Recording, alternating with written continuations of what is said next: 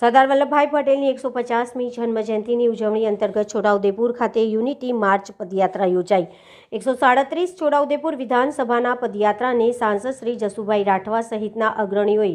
લીલી ઝંડી બતાવી પ્રસ્થાન કરાવ્યું। પદયાત્રા ઝંડા ચોકથી નગરસેવા સદન કાર્યાલય, પેટ્રોલ પંપ, 4 રસ્તા, આંબેડકર ચોક, ફતેપુરા નાકા થઈ કાલી નિકેતન કમ્પાઉન્ડ સુધી યુનિટી માર્ચનું ભવ્ય સ્વાગત કરાયું। દેશના લોહ પુરુષ અને મહાન ઘડવૈયા સરદાર વલ્લભભાઈ પટેલની 150મી જન્મજયંતિની ઉજવણીના અવસરે છોટાઉદેપુર વિધાનસભાની યુનિટી માર્ચ પદયાત્રાને જિલ્લા પંચાયત પ્રમુખ મલકાબેન પટેલ, સાંસદ શ્રી જસુભાઈ રાઠવા અને ધારાસભ્ય શ્રી રાજેન્દ્રસિંહ રાઠવાએ લીલી ઝંડી બતાવી પ્રસ્થાન કરાવી હતી। મહાનુભાવના હસ્તે સરદાર વલ્લભભાઈ પટેલની પ્રતિમાને ફૂલહાર કરી પુષ્પાંજલિ અર્પણ કરવામાં આવી હતી। ગ્રામજનો દ્વારા પદયાત્રાને ઉમળકાભેર આવકારી સરદાર સાહેબની વિરાસતને યાદ કરી હતી। 137 છોટાઉદેપુર વિધાનસભાની પદયાત્રા ઝંડા ચોકથી નગર સેવા સદન કાર્યાલય, પેટ્રોલ પંપ, 4 રસ્તા, આંબેડકર ચોક, ફતેપુરા નાકા થઈ કાલી નિકેતન કમ્પાઉન્ડ, ઘેલવાડ ખાતે પૂર્ણ થઈ હતી। દેશના લોખંડી પુરુષ સરદાર વલ્લભભાઈ પટેલની 150મી જન્મજયંતિની ઉજવણી નિમિત્તે નાગરિકો વિકસિત ભારતના સંકલ્પ સાથે રાષ્ટ્ર સેવામાં જોડાયા તે હેતુથી રાજ્યના તમામ જિલ્લાઓમાં વિધાનસભા દીઠ પદયાત્રા યોજવામાં આવી રહી છે, જેના ભાગરૂપે છોટાઉદેપુર ખાતેથી છોટાઉદેપુર વિધાનસભાની જિલ્લા કક્ષાની ભવ્ય યુનિટી માર્ચનું આયોજન કરવામાં આવ્યું। સરદાર વલ્લભભાઈ પટેલની દૂરદર્શી અને અથાગ પ્રયાસના કારણે ભારત અખંડ રાષ્ટ્ર તરીકે ઉભર્યું છે। જિલ્લા પંચાયત પ્રમુખ શ્રીમતી મલકાબેન પટેલ, ધારાસભ્ય રાજેન્દ્રસિંહ રાઠવા, જિલ્લા પોલીસ અધિક્ષક ઇમ્તિયાઝ શેખ, પ્રયોજનાના વહીવટદાર કલ્પેશકુમાર શર્મા, જિલ્લા ભાજપના પ્રમુખ ઉમેશભાઈ રાઠવા, મદદનીશ કલેક્ટર મુસ્કાન ડાંગર, સ્વામી વિવેકાનંદ યુવક બોર્ડના કન્વીનર કૌશલભાઈ દવે, નગરપાલિકા પ્રમુખ મંજુલાબેન કોલી, તાલુકા પંચાયત પ્રમુખ કલ્પનાબેન રાઠવા, નિવાસી અધિક કલેક્ટર શૈલેષ ગોકલાણી, એપીએમસીના ચેરમેન મુકેશભાઈ પટેલ, જિલ્લા તાલુકા પંચાયતના સભ્યશ્રી, નગરપાલિકા સભ્યો, અન્ય પદાધિકારી, શાળાના વિદ્યાર્થીઓ અને મોટી સંખ્યામાં ગ્રામજનો પદયાત્રામાં જોડાયા હતા। શેખ મુઝફ્ફર નઝર, છોટાઉદેપુર।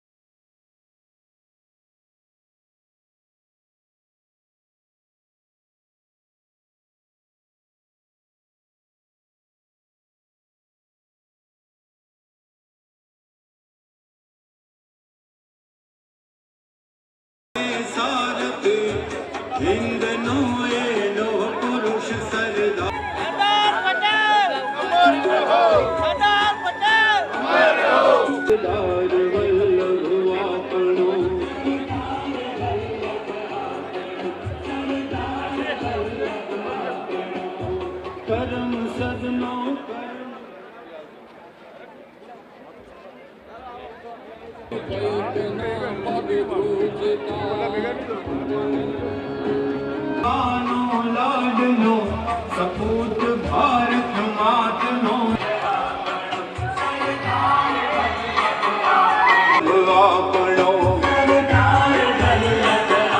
सबसे ऊंचा है सबसे शानदार जो पुरुष है हमारा सरदार।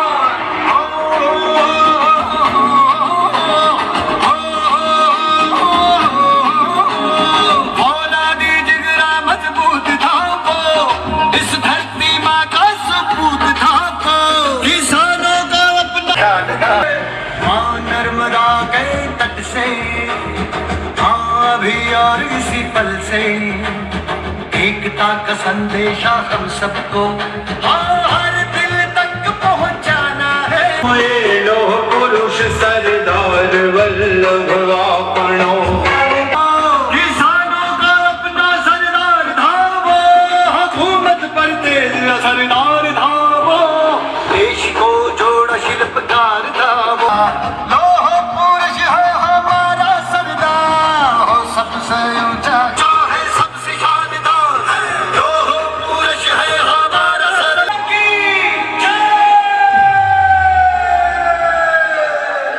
सबसे ऊंचा सरदार बस आदे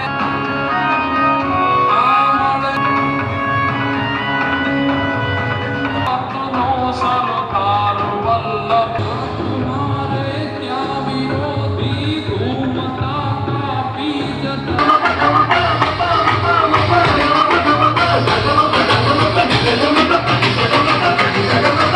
रथ के गांधी के सिपाही इधर के हिंद को बेटे का फर्ज निभाया तू हिंद देश की शान सरदार है तेरा नाम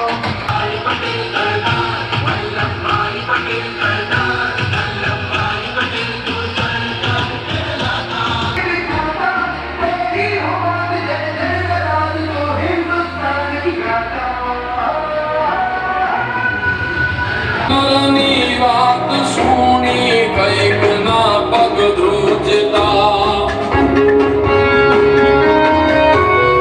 મળે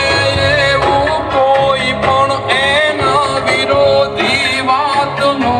આદિના સંતનો સાચો હતો એ સારથી મની રાતનો આદેશનો એ ધન હતું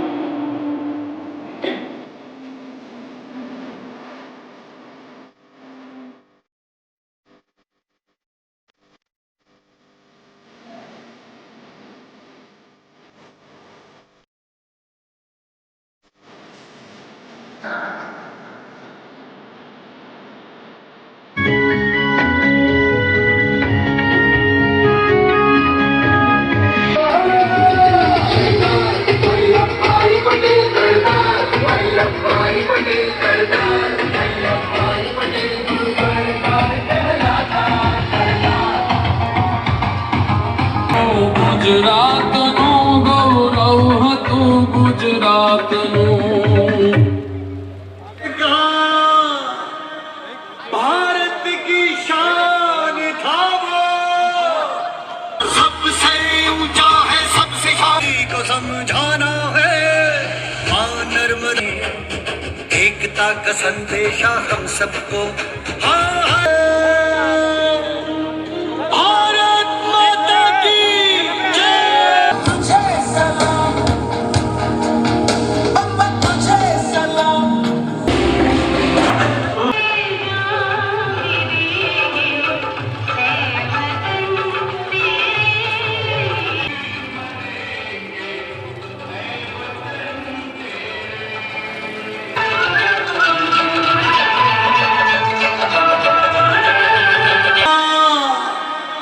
भारत की शान था वो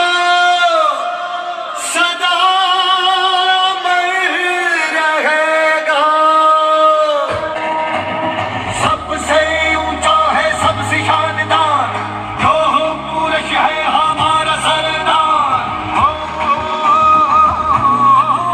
अपना सरदार था वो हुकूमत पर तेज असरदार था वो देश को जोड़ा शिल्पकार था वो सोमनाथ का जीर्णोद्वार था वो ऋण आज उसका चुका रहे हैं हम उसे अंबर से ऊंचा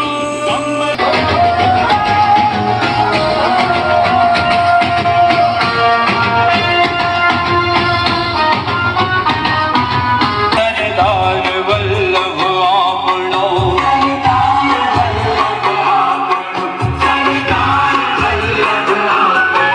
ब्रिटिश સરદાર પટેલ સરદાર પટેલ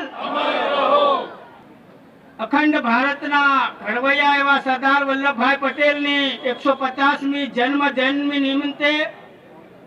જ્યારે છોટાઉદેપુર નગરની અંદર તમામ સમાજના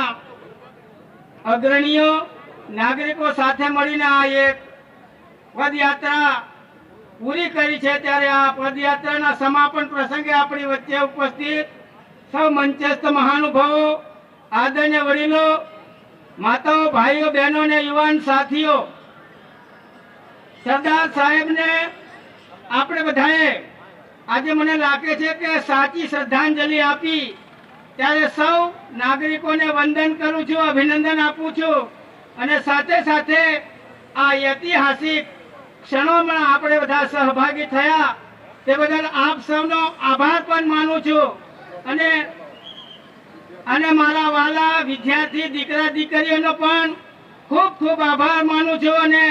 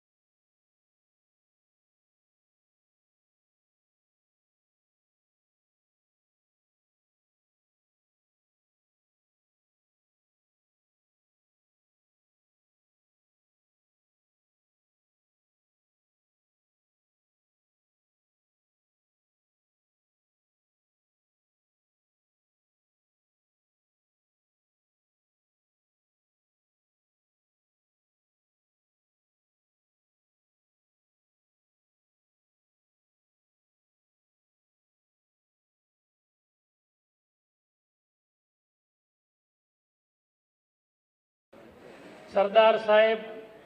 વિશે આપણે બધા જ જાણીએ છીએ કે ભારતના 562 ઉપરાંતના રજવાડાઓને એક કરી જેમને અખંડ ભારતનો પાયો નાખ્યો અને આજે આપણે આઝાદી વચ્ચે સુખ ચેનથી જ્યારે જીવી રહ્યા છે, ત્યારે આજના તબક્કે મારે એક જ વાત કરવી છે કે આપણે 2047ની અંદર આપણી આઝાદીના જ્યારે 100 વર્ષ ઉજવી રહ્યા હોય ત્યારે ઉજવતા હોઈશું, ત્યારે એના માટે આગળ વધવા માટે સરદાર સાહેબનો જે એકતાનો સંદેશો, એકતાના સંદેશાને આપણે સૌ યાદ રાખી કોઈ પણ જ્ઞાતિ, જાતિ, ધર્મ, ઊંચ નીચ, ગરીબ અમીર એનો આપણે ભેદ છોડી અને આપણે સૌ ભેગા થઈને આ રાષ્ટ્ર માટે કામ કરીએ. આપણે તો સરદાર સાહેબ સિવાયના પણ અન્ય મહાનુભાવો છે જેમણે રાષ્ટ્ર માટે પોતાનું બલિદાન આપી દીધું, એવા રાષ્ટ્રભક્તોની જીવનગાથા વાંચવી જોઈએ, એને જીવનમાં અનુસરણ કરવું જોઈએ, જેથી કરીને આપણા જીવનની અંદર, આપણા જીવનના ઘડતરની અંદર એક મહત્વની ભૂમિકા થાય. મને ખૂબ આનંદ થયો કે મારા છોટાઉદેપુરની અંદર પણ આવા દીકરા દીકરીઓના દિલમાં રાષ્ટ્રભાવના છે, એટલે એ રાષ્ટ્રભાવના કાયમ અવિરતપણે રહે એ પ્રકારનું આપ સૌ દીકરા દીકરીઓને હું વિનંતી કરું છું. સરદાર વલ્લભભાઈ પટેલ કે જેમના જીવનમાં એમણે ખૂબ સંઘર્ષનો સામનો કર્યો છે અને આ ભારતને શ્રેષ્ઠ બનાવવા માટે, એક બનાવવા માટે કે એમના જીવનમાં એમને જે સંઘર્ષો કર્યા છે આજે આપણે એમને યાદ કરવાના છે. અને એક ભારત શ્રેષ્ઠ ભારત જ્યારે 2047ની અંદર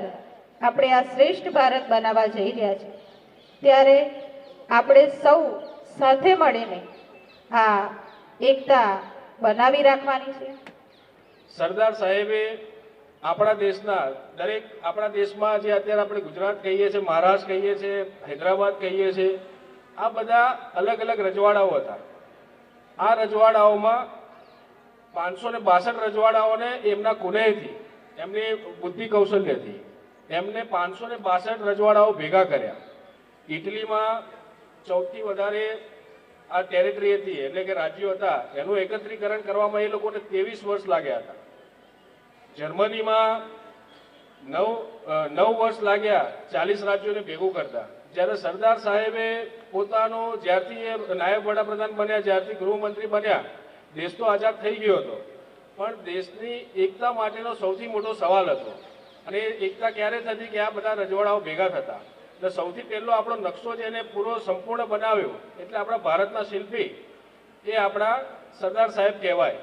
કે જેમનું ઘણું બધું યોગદાન છે.